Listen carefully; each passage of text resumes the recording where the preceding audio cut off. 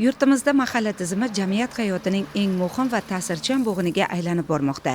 Aholi murojaatini tinglaydigan, muammosini o'z vaqtida hal etishga harakat qiladigan, eng muhimi inson manfaatini birinchi o'ringa qo'yadigan ushbu tizim orqali islohotlar o'z samarasini amalda namoyon etyapti. Buni Namangan viloyatining yirik hududlaridan biri Pop tumani misolida yaqqol ko'rishimiz mumkin. 240 mingdan ortiq aholi istiqomat qilayotgan tumanda 74 ta mahalla mavjud.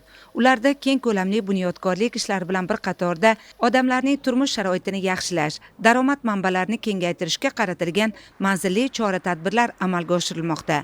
Ayniqsa kambag'allikdan farovonlik sari dasturiy ijrosi aholi hayotida ko'plab ijobiy o'zgarishlarga zamin yaratyapti. Xususan Kelachi mahallasi tumanning chekka hududida joylashgan bo'lishiga qaramay, so'nggi yillarda qiyofasi tubdan yangilanib, infratuzilmasi yaxshilandi.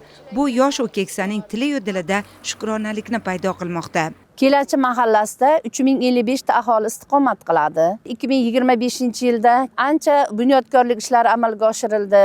Mana ko'rib turganingizdek salomatlik yo'lakchalari qurildi.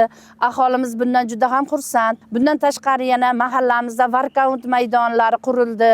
Yoshlarimiz uchun futbol maydonlari qurildi. Bundan tashqari yana bog'chamiz ta'mirdan chiqdi. Ichki ko'chalarimiz ham asfaltlandi. Fuqarolarimiz ana shu asfaltlangan ko'chalarning ikki yonini sement beton qilishdi. Suv turbalari yangilandi. Bundan tashqari yog'och stalbalarda o'rniga zamonaviy stalbalar o'rnatildi. Mahalla yetiligi kambag'allikdan farovonlik sari dasturi asosida ishsiz fuqarolarimizni ish bilan band qilish bilan shug'ullanyapmiz. Migratsiyadan qaytgan ishsiz yoshlarimizga 30 yillik uchun yer maydonlari berildi. Ana shu yer maydonlarini ekib, ular kambag'allikdan chiqishga harakat qilishyapti. Kelachi mahallasini bugun chin ma'noda obodlik, imkoniyat va tashabbuslar maskaniga qiyoslash mumkin.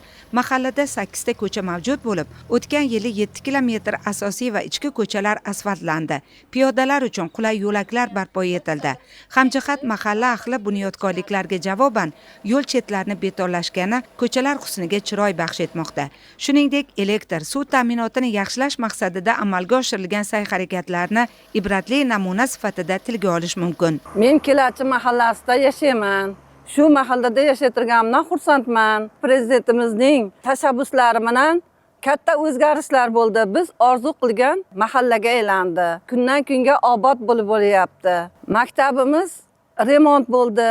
Bog'chamiz qayta ta'mirlandi. Bundan biz g'oyatda xursandmiz. Kelachidagi eng katta o'zgarishlardan biri o'tgan yili 140 o'rinli yangi bolalar bog'chasi foydalanishga topshirildi. Qurilganiga yaqin 50 yil bo'lgan maktabgacha ta'lim tashkilotidagi qulay va xavfsiz muhit ta'lim-tarbiya jarayonini sifat jihatidan yangi bosqichga olib chiqish imkonini bermoqda. Keyingi yillarda prezidentimiz tomonidan shu maktabgacha ta'lim tizimiga juda katta e'tibor qaratilyapti. Misol uchun mana bizning bog'cha misolida ko'rsak bo'ladi. 78-yilda qurilgan bog'cha bo'lib, juda ham ta'mirtalab bo'lgan. Umuman moddiy texnika bazasi orqada bo'lgan. O'tgan yili bog'chamiz to'la ta'mirlandi. Moddiy texnika bazalar hammasi yaxshilandi. Bog'chada bolalarimiz ko'paydi. Mana bolalarimiz uchun hamma sharoitlar bor. Niyatimiz bolajonlarga yaxshi ta'lim tarbiya berib, bu sharoitlarni oqlash. Shuningdek, mahallada barpo etilgan sport majmuasi va zamonaviy futbol maydoni aholi, ayniqsa yoshlar uchun yangi imkoniyatlar eshigini ochdi. Bu bilan nafaqat sog'lom turmush tarzi qaror topmoqda. Shuningdek, sport orqali yoshlarning bo'sh vaqti mazmunli tashkil etilyapti. Kelachi qishlog'imizda drayveri chorvachilik va dehqonchilik hisoblanadi. Har bir xonadonimizda hayvonlar bor, chorvalar bor. O'zini ekin maydonidan, tomorqalaridan samarali foydalanishyapti. Bozorlarimizga ham tomorqamizdan erta bahordan ko'chatlar chiqiladi. Har bir mahsulot o'zimizdan chiqadi. Aholimiz farovon, mahallada bo'layotgan bunyodkorlik ishlaridan xalqimiz juda ham minnatdor. Aytish kerakki, mahallada tadbirkorlikka keng yo'llar berilgan. Imtiyoz, moliyaviy qo'llab-quvvatlashlar natijasida yangi subyektlar soni ortib bormoqda. Faol yoshlardan bo'lgan Nizomjo Abdusattorov chilangarlik bo'yicha yashash xonadonida ustaxona tashkil etgan. Temirni qayta ishlab, 10 ga yaqin mahsulotlar yasamoqda va bu bilan yaxshi daromad topyapti. Chilangarlikni tog'alarimdan, opoqlarimdan o'rganib kelganman. Mana ustaxona ochib, stul, darvoza, belanchaklar, shunga o'xshash buyumlarni tayyorlaymiz. xalqqa yetkazib beramiz. Pullar isishi bilan stol ustulga talablarimiz oshadi. Bu hunarni o'rganishimizga ancha muddat ketgan, 3 yil, 4 yil muddatda o'rganganmiz, oson bo'lmagan. Biz 2 kishi ishlaymiz. Kelgusida bu yerlarda Xudo xolasa kengaytirib, yanada ishlab chiqarishni rivojlantirish niyatimiz bor. Muhayyo Mahmudova ham xonadonida novvoyxona tashkil etgan. Buyurtma asosida mazali nonlar tayyorlab beradi. O'zidan tashqari 4 ta ishchisi va ko'plab shogirdlari bor. Novvoychilik bizga ona meros. Onalarimiz bizga yoshligimizda mana shunaqa chiroyli sutlarga, qaymoqlarga chiroyli nonlar qilib berishgan. Hozir shu ishni davom ettiryapmiz. Buni biz faqat endi tadbirkorlik tomonidan davom ettiryapmiz. Chunki xalqimiz tabiiy narsalarni yesa yaxshida. Ustida o'ziga xamir qilamiz. Hozircha endi yangi boshladik. Hozir ishchilar soni 4 ta, bittasi somsa yopishadi. Non dasturxonda ko'rki, hech narsa bo'lmasa ham uyingizda 2 ta non qo'ysangiz, dasturxoningiz to'ladi. Xalqimizga shu aziz ne'mat nonni yetkazib berganimdan juda ham xursandman.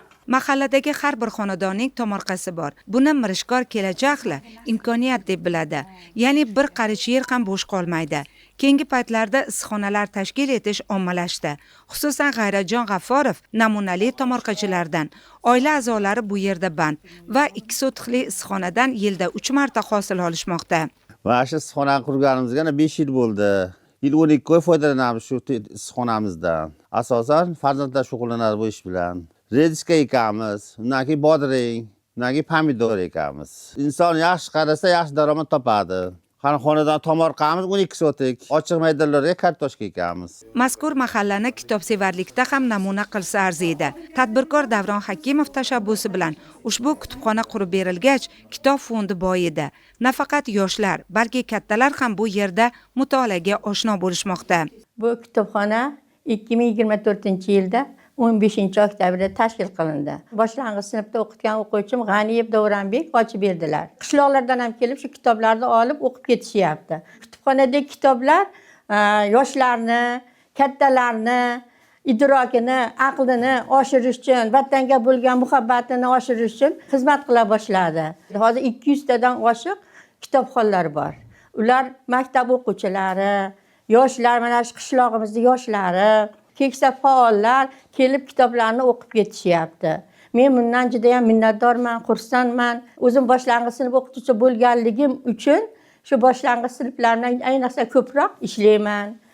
Katta sinf o'quvchilari ham keladi. Ular ham juda chiroyli kitoblarni o'qib, men savol beraman. Qani shu kitobda qanaqa nimalarni o'qiding?